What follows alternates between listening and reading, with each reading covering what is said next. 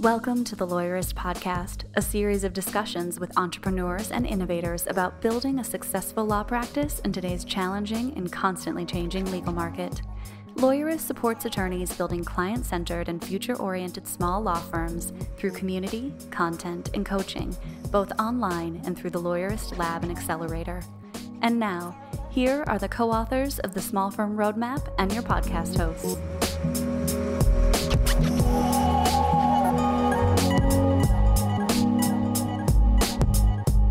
Hi, I'm Laura Briggs. And I'm Stephanie Everett, and this is episode 307 of the Lawyerist Podcast, part of the Legal Talk Network.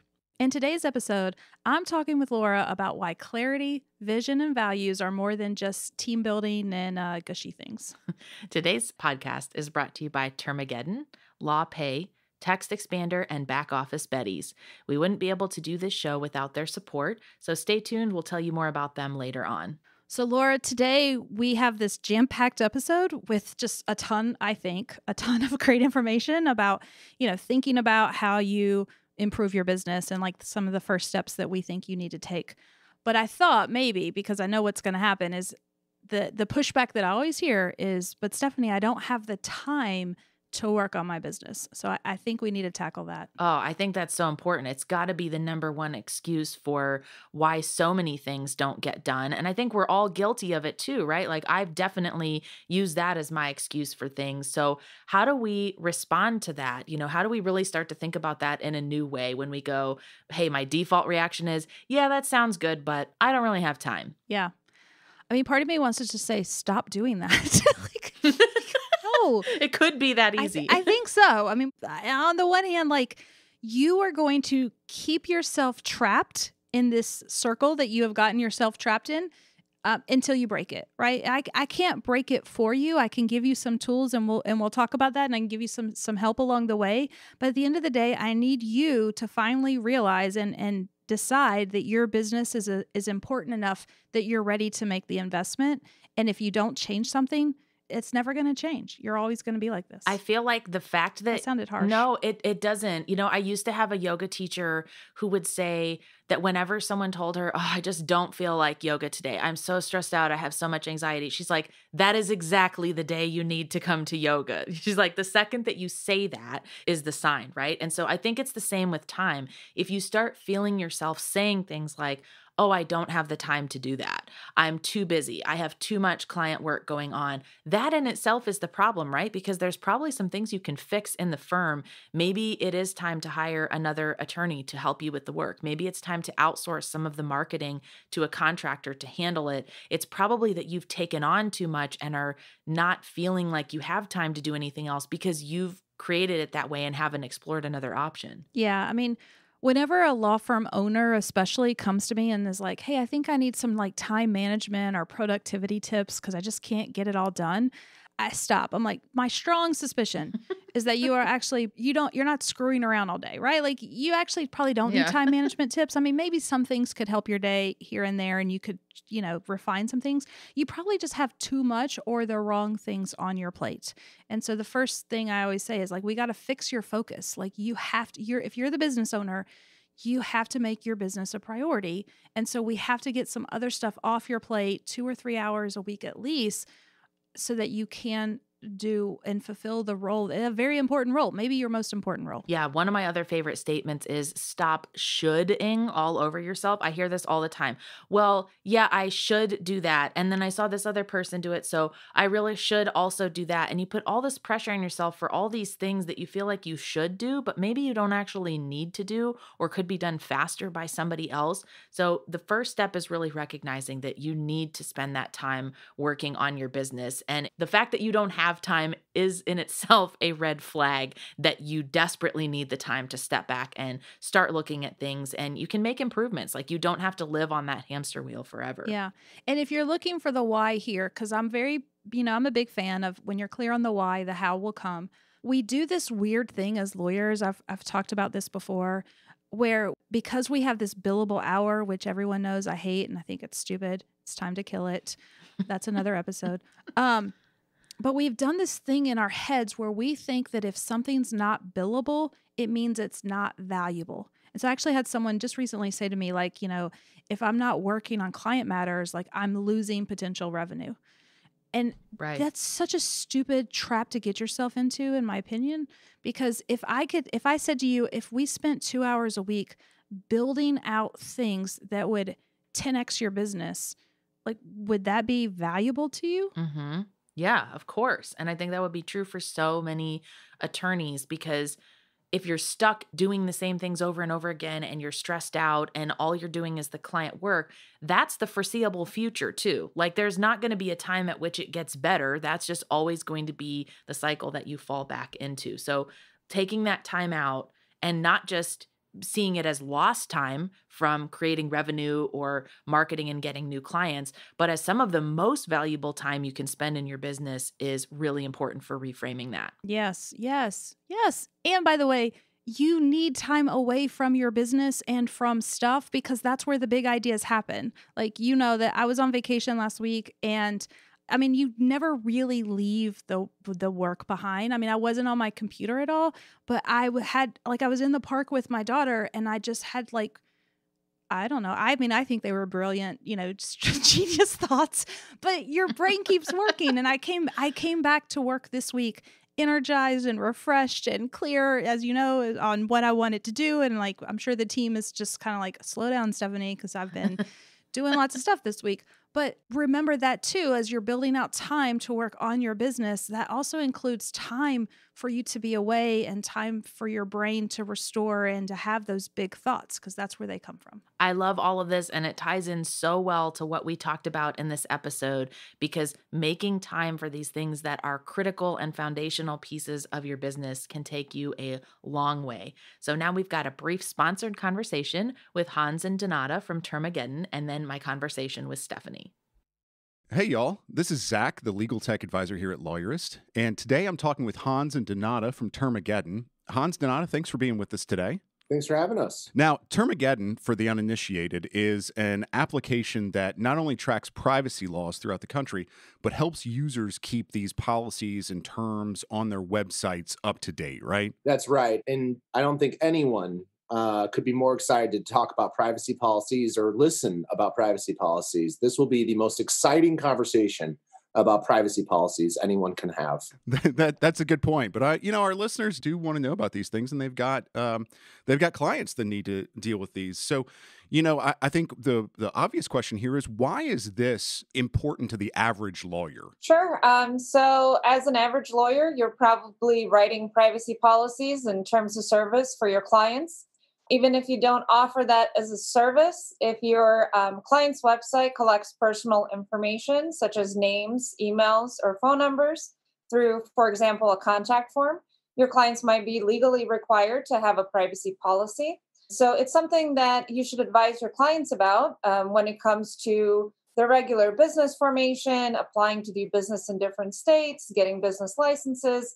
It's a great thing to talk to them about because it is a legal requirement that is often overlooked. And so you guys are creating a way, your application is kind of a platform for attorneys to organize this and to help their clients deal with these sorts of things, right? Yeah, exactly. So I'm a lawyer myself. And before I started Termageddon, I would write privacy policies for my clients. And to be honest with you, is probably the most boring part of my job. I had to ask my clients the same questions, figure out what privacy laws apply to them, write disclosures, and make sure that policy keeps up to date with different privacy laws that are coming into effect now. And it was a very tedious process, and it was a very time-consuming process. So here at Termageddon, we make sure that that process is no longer tedious or as time-consuming as it was before by taking you through a series of questions and then creating a privacy policy that is customized to your answers.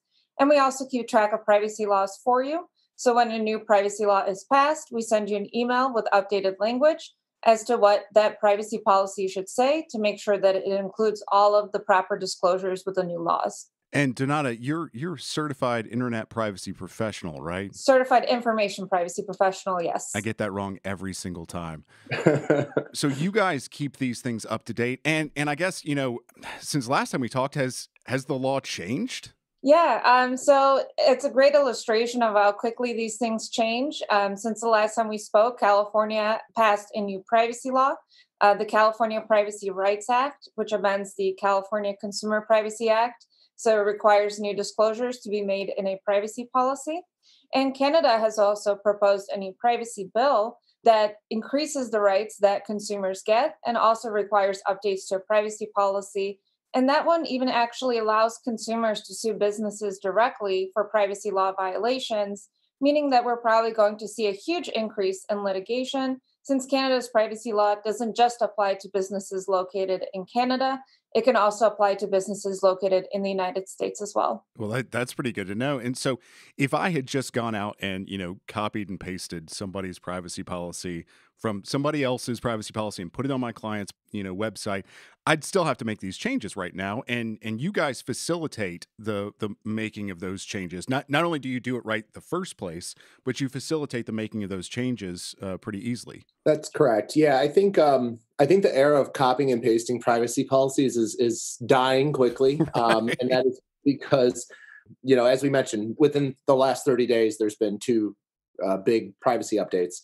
The fact is that a privacy template or copying and pasting a template is a high risk endeavor, because what is to say that this disclosure is lined up with whatever privacy law you actually need to comply with? Right. And a key component of our generator is figuring out what privacy laws a website needs to comply with, and then asking the respective questions related to whatever privacy laws need those, whatever needs those disclosures.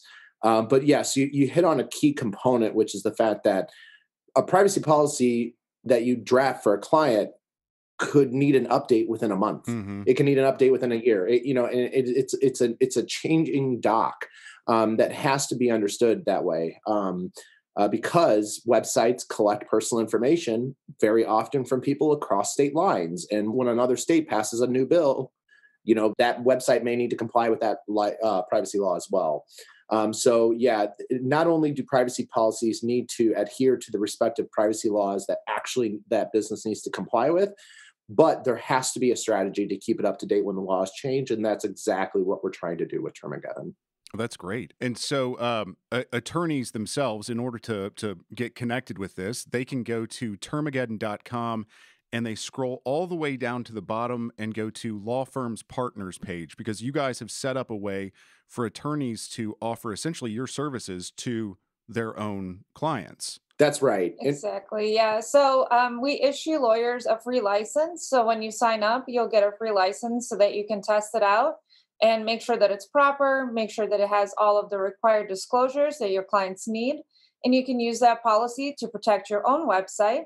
And then we offer a way for attorneys to purchase licenses and generate policies for their clients. And then you bill your client the respective amount that it takes you to review the policy and make sure that it's correct for your client. And then every time the law updates, you can also bill your clients for that update as well, because you are making sure that the update is proper for your clients too. And do you want to speak about the customization feature of it too? Sure. So when you generate your policies, you get a lot of different choices. So for example, one of the choices that we allow you to make is whether you want to offer privacy rights from residents of that particular state, or if you want to offer it to everyone that visits the website. So there are a lot of different customizations available. But when you're reading the privacy policy itself, if you want to make any changes, we have a feature that allows you to override any of the text that was written by us to any text that you would like. And because the policy comes with something called an embed code that goes onto your client's website, whenever you make changes from your Termageddon account, those changes are automatically pushed to your client's website, so you don't have to contact their IT or your website people. You can just make all of your updates from the Termageddon dashboard directly. That's fantastic. And they can get set up on a Termageddon dashboard, again, by going to termageddon.com, scrolling all the way down to the bottom and selecting the Law Firm Partners page. Hans, Donata, thank you for being with me again. It's a pleasure. Thanks for having us. Yeah, thank you for having us.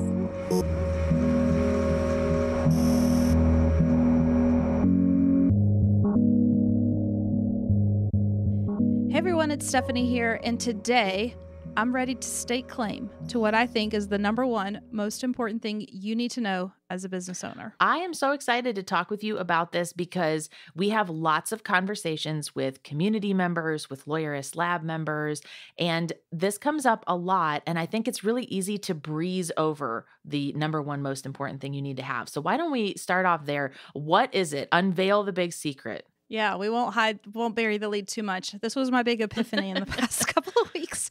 So here's the deal. It's clarity, right? Like you need to be clear about what it is you're building, where you're headed, and then how you're going to move your team forward to get there. Yeah, I absolutely do agree because it informs every other decision, right? I think a lot of times we talk to people who are struggling with their law firms, and a lot of it is because they're so busy in the doing of things. They're getting new clients and they're working on cases and they're closing out cases and they're hiring staff. And it's so easy to get into that day to day that you forget about this being part of that bigger picture. And all of it gets informed by that bigger picture. You know, what are we working towards? What is most important to us? And that clarity, it will feel like everything is off if you don't have that one element. Yeah. I mean, I've been thinking about like how valuable is it to have an organization or a team? I mean, like I recently watched that Michael Jordan documentary, or I know it wasn't just on Michael Jordan, it was on the whole Bulls team. And so the sports people out there are like, get it right, Stephanie. But this team was like hyper focused, right? Like they had one goal. Like you see this in professional sports. Like their goal is to, you know, win the championship ring, right? And so they can be super focused and they know that's exactly what we're moving towards. And the same exists for our business. I mean, I was been thinking about it.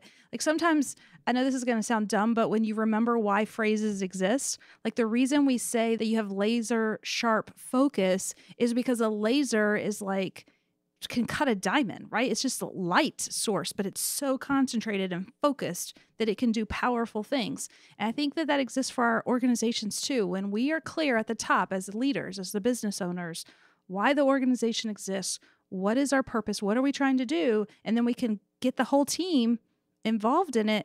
We can do powerful things and move really fast and make things happen. And your use of the word clear made me think of a great book that highlights this, which is James Clear's Atomic Habits. He talks a lot about how it does often come up in sports, but it works just as well in business, where there were a lot of sports teams that were looking to beat their competition, and maybe they didn't have as many resources, maybe the raw talent, they didn't feel like it was as strong as other teams that were out there, but they chose to focus in on what is the one thing we can get really, really, really good at that could be the thing that puts us over the edge. And that ended up being a big win for a lot of them. And it was that clarity. It was everybody working together towards that same goal. And I think some of the frustration I've had lately, like people will come to us and I'll be talking to lawyers and they'll say, you know, what I need is accountability.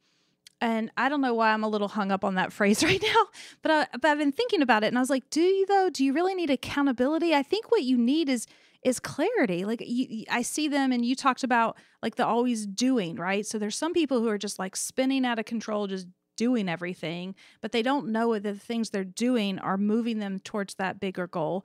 Then there's people out there who are just stuck. Like they don't even know what to do next. They're just kind of, you know, I don't know, they're like paralyzed and they lack the confidence and they're always questioning and there's this doubt. And it's like, that muck can keep them up at night because there's like, I don't know what to do next. Or like you said, there's people just going through the motions and they're just doing what they've always done. They're focused on being a lawyer and they never pull back and get that clarity. And so then they wonder, why is nothing in my business changing? Like I'm doing all these things, but it's because they don't have the clarity. And then as a result, they're not doing the right things. And I think a lot of times we mistake that accountability for the real need of clarity because maybe you don't feel connected to the things you feel like you need to do because they're not aligned with your vision and where you want to take the firm. And so then it does just feel like, well, I need to do these projects. They're on my to-do list. I've heard I need to do this, but it's not personally connected to you where you have a stake in it, where you have buy-in on doing that thing. And so you can kind of address two things at once. If you're thinking it's accountability that you need, it's really more about aligning the clarity with the accountability. And that's where you can really start to go somewhere. Yeah, love that. And I think, I mean, you see this a lot too, right? Like people come to you for marketing help and they get so focused, hyper focused on the tools and the things they think they need to do. And you're often like, well, wait a minute, why are you even focused on this? Like we have to pull back first before we can get super focused on executing. Yeah, this is something that it's very easy to say, oh, I don't really need that, or sure, let's spend 5 minutes talking about it. But it really does impact every project you're doing, every hire you make, all the meetings that you have. What is the purpose of it? And you're right. Sometimes we have these calls and someone's like, all right, tell me about this platform or this tool that I've heard about. And my first question is always, why do you want to use it? What are we trying to accomplish here that you think this is the solution? Because maybe we're jumping too far ahead to try to pick the thing that can do something, but we have to figure out the clarity of what are you trying to accomplish? And then we'll get to the tools and the systems to do it second. But the clarity of why you're doing it and what you're trying to achieve has to be there to pick the right things and also to measure if it was successful, right? If you don't know what you're aiming towards, how are you going to look back on it and go, this worked or didn't work, and here's why? You have to be really, really clear about that. And we're just going to say it right here. Like we think this is so super important that anyone who joins Lab from here on out, and a bunch of people who are in Lab currently are probably going to go back, like we are going to insist that you stop. And when you join Lab, you spend the first couple of weeks or however long it takes you while you're with us to be super clear on this foundational work.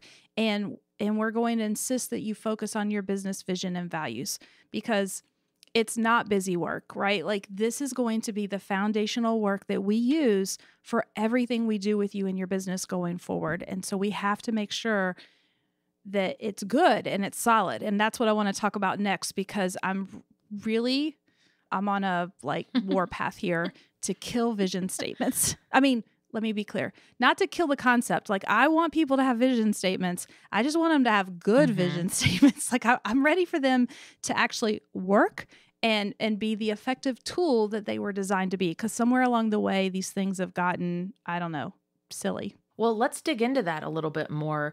Obviously, there is right and wrong here when it comes to creating a vision statement. What should a vision statement really do? Yeah, so here's the deal, guys. This is not a slogan. This is not a tagline. It's not your marketing pitch.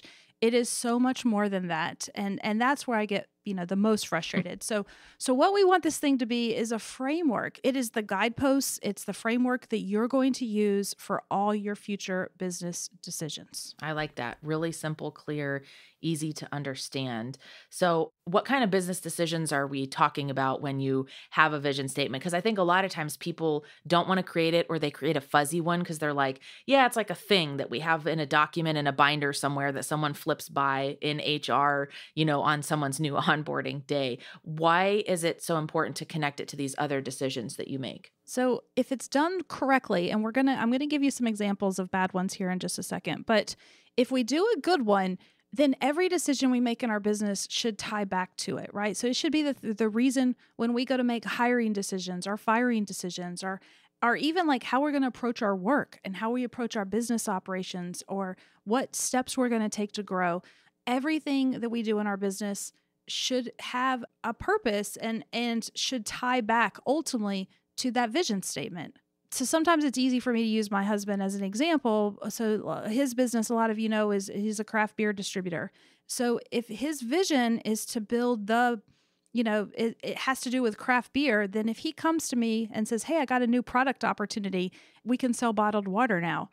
Like, what am I going to say to him? Well, what does our vision say about that? Like, how does this idea that you have and what you want to sell, this new product, tie back to what we put in our vision statement? So that's just like a silly example, but I wanted you to see where these things can tie together. No, I think they do tie together because a lot of small firm and solo lawyers are entrepreneurial, and people who have that entrepreneurial tendency, there's no shortage of ideas or opportunities, right? There's so many things you can do. In fact, that's one of their biggest strengths, is being able to spot opportunities. And sometimes if it's not aligned with your vision statement, you can kind of go off on the wrong path and distract your focus from what you really said you wanted to achieve. So where do most vision statements go wrong? Well, I think that they just they don't give us the information that we actually need, right? They don't answer the ultimate question. So like I said, I've been on a little bit of a kick on this lately. So I did this Google search yesterday of law firm vision statements. And I was so happy because I hit on exactly what I was expecting, because I've done this work, just so people know, like I have walked law firms, over 100 law firms, through the process of creating a vision statement. And so I see, and I can tell you that where most firms start, where they want to end up, is something that looks like this: to be the leading, trusted, and reliable law firm by excelling for our clients at every level. Okay. Or, I know, I've got a few more. This is a favorite too. We're going to serve as the state's leader in the field of fill in the blank. We'll put in employment and labor law, right? Or we're the go-to counsel for your business's legal needs. Like, these are actual examples that I got. And by the way, these were also written by someone on how to write a great vision statement for lawyers. So I was like, thank you. Thank you for proving my point. Because I was working with a group of Labsters on this yesterday, and luckily I had teed it up for them where they also laughed when I started reading them. Because I was like, you guys, what in the world? Like, this tells us nothing. Like, what does it mean to be the leading, trusted, and reliable law firm by excelling for our clients at every level? Like, how can I use that as a framework for my business going forward? Mm-hmm. I think it's really just too vague too, because of course it's a lofty thing that it's kind of implied, right? Like, of course you want to do a great job for your clients. Of course you want to be recognized as a leader in the practice areas that you work in, but there's no real way to measure that. There's no real way to get other people on board. And how on earth do you tell when you have achieved that, right? Like, it's just such a vague thing that you feel like you're constantly striving towards this vision that was never clear enough in the first place to give you the roadmap to get where you want to go. Yeah. And here's the other thing, guys. If this isn't obvious to you, how you define the standard for excellence as a lawyer is completely different than how other people defined it. Like, I actually started working through this the other night, and I asked my husband, like, hey, what do you think it means to be an excellent lawyer? And at first he looked at me like, why are you asking me this? Is this a trick question? I was like, no, like, I'm really curious. And he was like, I don't know, you win at trial?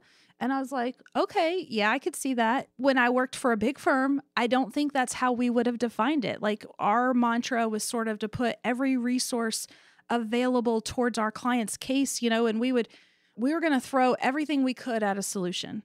And that's what it meant to be excellent. I had another lawyer that I worked with. I think he would tell you, like, it was like demolish the other side. Like, that's how we all have heard the idea of the bulldog lawyer. And there are some people who would tell you that that's what it means to be excellent. But there's other people who would say it's to be the smartest, or maybe the most credentialed. Like, I went to the best law school and I've had the best resume, and so that means I'm an excellent lawyer. Yeah, those are all really good points. So you have to be thinking about, what does that mean for you? What is your definition of it? So hang with us. This is such a good conversation. We'll come right back after a quick break from our sponsors. Trust the only payment solution offered through the ABA Advantage program, LawPay, as the ability to accept payments online becomes an increasingly essential part of your practice. LawPay provides your firm with a proven and trusted solution. With LawPay, you receive a simple, secure way to accept client credit cards and e-check payments from anywhere. LawPay understands the unique compliance requirements placed on attorneys, which is why their solution was developed specifically to correctly separate earned and unearned fees and protect IOLTA accounts from any third-party debiting, giving you peace of mind that your transactions are always handled correctly. To learn more or to get started, visit lawpay.com/lawyerist today. Get it right every time. Text Expander makes it easy to give your team the right words for every situation. Whether you need to keep legal happy or delight customers with effective answers, you can rest easy knowing your team has it covered. The latest version of Text Expander even has new and improved statistics reporting for organizations, including the ability to build reports with customizable date ranges for enterprise and individuals, so you can track how much time your team saves. With Text Expander, you can keep your team consistent, accurate, and current, work faster and smarter, keep the whole team communicating efficiently and with consistent language, and share your snippets of messaging, signatures, and descriptions with everyone who works on projects with you. Text Expander is available on Mac, Windows, Chrome, iPhone, and iPad. And Lawyerist podcast listeners get 20% off their first year by visiting textexpander.com/podcast to learn more. Support for today's episode comes from Back Office Betties, the only virtual receptionist service exclusively dedicated to small law firms that offers a plan with unlimited calls. Their highly specialized service boasts customized call handling, relentlessly friendly team members, and unmatched quality. The Betties are ready to help you grow your firm, even when you're out of the office. Visit backofficebetties.com/lawyerist to try them out for 1 week free. Use the promo code PODCAST to receive $150 off your first month. Okay, so we started talking about some of the ways that vision statements go wrong. Let's go and talk a little bit about how that connects to clients, right? Because at the end of the day, that's really what this is about. So, what is the connection between the vision statement and clients that goes beyond some of those vague examples we just went through? I think if this is answering your question, like some of what we see in some of the work we're doing with lawyers is this idea of what they're trying to create goes so much further than just being excellent, right? Like we have people who are like, hey, I want to work collaboratively with my clients. I want to determine on the outset what a win looks like for them. And then I want to work with them on creating that strategy of how we can accomplish that win in a budget and a time frame that works for them. That is mind-blowing for some people. But that's a vision statement that I can start to get behind, right? That's the start. It's not the conclusion, but that's the start of a picture that's like, oh, cool. Like I see what it is that business wants to do. They do want to practice law differently. For them, what that means is a collaborative approach with the clients that talks through budgets and systems and a process on the front end. Yeah, that makes a lot of sense. You know, it has to be driven by who you serve and how you serve them. So what other ways can we break this down to help people start noodling on what does their vision statement look like? Yeah, so I think you just hit on the first point. Like obviously one component is that idea of who we serve and how we serve them. And really what does that mean? Like don't stop at your first sentence, right? Like the conclusory, when I was in law school, first year lawyer, I remember they were like, the first inclination in law school is that you answer it with one fact. And then you have to to get bonus points on your test, you have to come up with like 3 or 4 or 5. You have to kind of keep digging, right? That why. Why else do you win? And so that's what we had to do with our vision statement. So like, what does it mean if you say, oh, we meet our clients where they are? I love that one. That's another one. Like, what the hell does that mean? Or does it mean, oh, I mean, it's true. Like these statements are out there. I always love like, we care. No, we really care. I'm like, come on, people, let's do better. Like, I don't know. But so that's the first component is what does it really mean, what you're trying to say and how you help your clients and really try to be specific. By the way, if I haven't already said this, I don't think vision in Lawyerist, by the way, we don't think vision statements have to be 1 or 2 sentences. Yeah. So I'm not looking for, again, this isn't a marketing slogan. This isn't necessarily a tagline. This is a document, a tool, a framework that you're going to use to make decisions for your business. And so it might be a page or 2 pages long because I want to pick it up and read it and I want to see, oh my God, that's what you're trying to create. Yeah. Cool. That's, like inspired. I want to work for you. I want to be on that team. And so the client service is a component of it. How we serve the client's a component of it. But then we also want to think about like in terms of the company, like what is this company going to look like in terms of like, how big is it going to be? Is it going to be a model where you have a core team of all-stars and it's supplemented by remote contract workers who allow you to scale up or down as work demands? What kind of culture is this team going to have? How are the team members going to function? And what's your role going to be? What do the managers of this team look like? Are they well-trained in management theories and always looking to improve? Some people talk about wellness or, another fun term, the, what is it? Family life balance, that word? Work-life balance. Work-life balance. Yeah, those things. I mean, again, what the hell does that mean? So like, be specific. I want a place where, if your vision of a business is that you want a place where your team comes together every morning and does group yoga followed by meditative moment, say it. That's awesome. Because then guess what? You're going to attract other team members who also like the idea of doing group yoga with a meditative moment every morning. Like you're building this business. It can be whatever you want, but you have to be willing to stake a claim and say, this is what I want. I love that you're talking about all of these different things that all go beyond just the revenue that you hope to create, right? Because that is so frequently used as a goal and as the end post of, well, we will have hit success when we achieve this number in revenue or this much in profit. And it's about so much more than that. Yeah, that's a component of it, but the vision has to be stretched into these other areas of who you have on the team, what does it look like, what is the culture, what kind of clients do you serve, and how do you do it? So I think that's really important for people to consider the whole big picture of all the things that can go into your vision statement. And it's easy for you to see how that could be 1 or 2 full pages once you really dig in. Yeah, I mean, it's like the eulogy. Have you ever done one of those, if you go to these growth seminars and things, they always have you like write your eulogy. Yeah. Have you ever done an exercise? I have not, but I have heard of it. Yeah, imagine you're at your own funeral and what would people say about you? Yeah.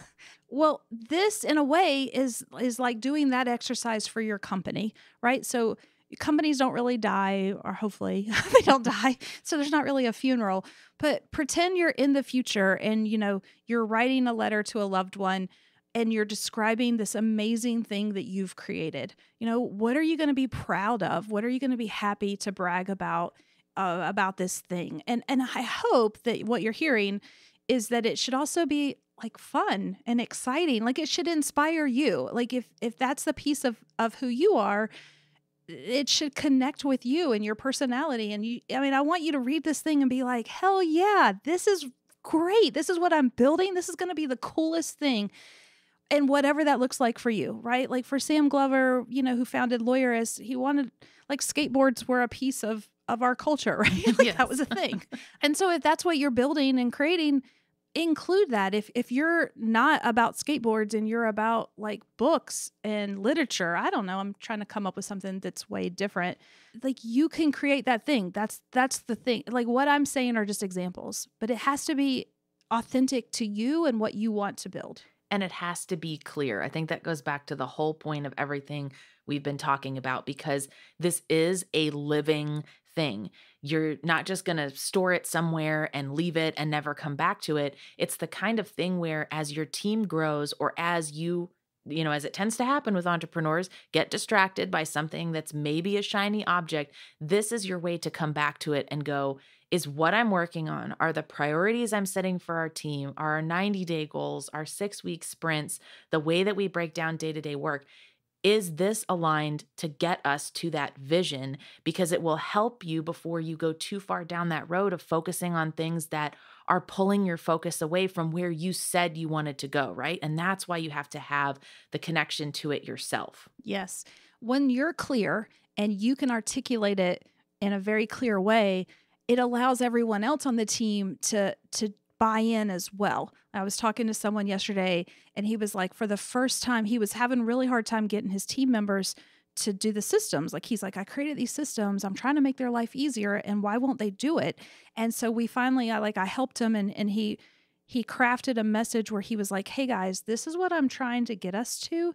And this is how this piece ties in. And ultimately I'm trying to make your life easier. And he involved them in the process as well for kind of creating some of those processes. Everything started clicking. They are moving at warp speed now. Like he got on with me. He's like, I can't believe how fast we're going compared to how slow we were just 6 months ago.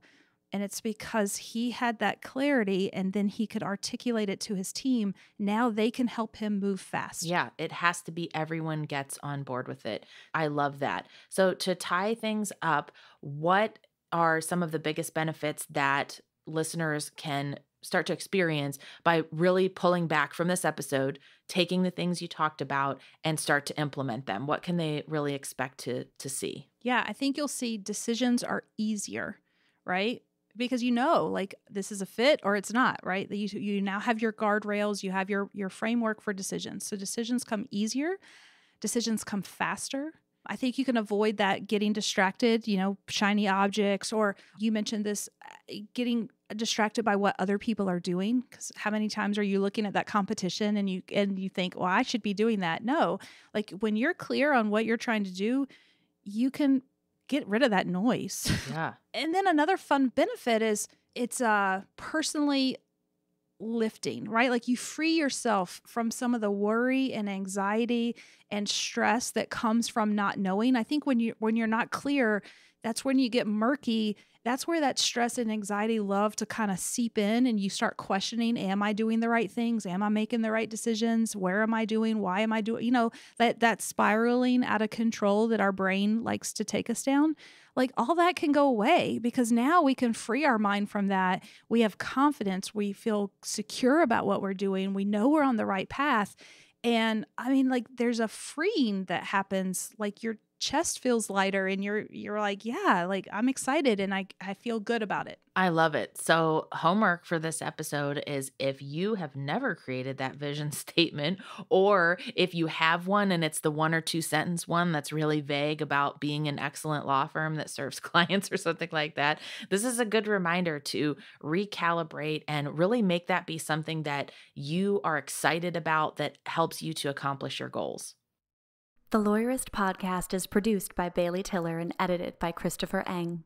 Are you ready to implement the ideas we discuss here into your practice? Wondering what to do next? Here are your first 2 steps.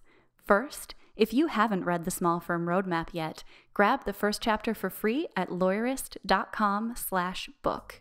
Looking for help beyond the book? Let's chat about whether our coaching communities are right for you. Head to lawyerist.com/community/lab to schedule a 15-minute call with our community manager.